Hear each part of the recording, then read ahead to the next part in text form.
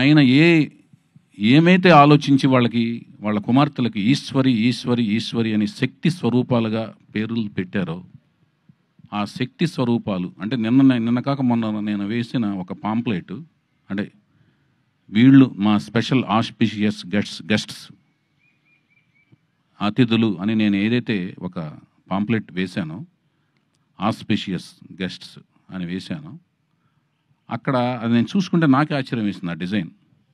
అంటే ముగ్గురు అతిథులు, ముగ్గురు కుమార్తెలు.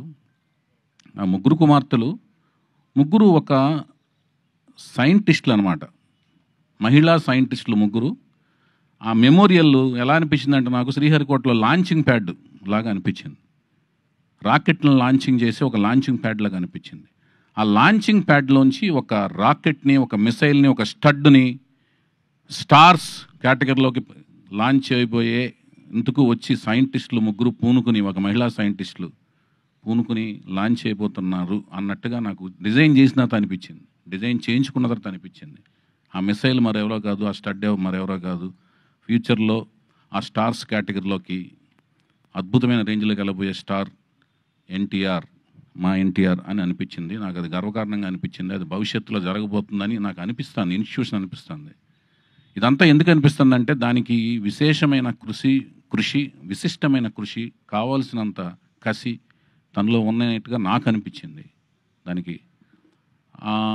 ఇదంతా ఎప్పుడు అనిపిస్తుంది అంటే ప్రాజెక్టుకి కావాల్సిన కృషి పట్టుదలతో కసిగా మేము పనిచేయటం, జయాపజయాలనేది మీరు చూసి రేపొద్దున మాకు ఇచ్చే రిసెప్షన్లోంచి ఆధారపడి ఉంటాయి. సో వాళ్ళ ముగ్గురు రామారావు గారి ముగ్గురు కుమార్తెలు, వాళ్ళ మనవడి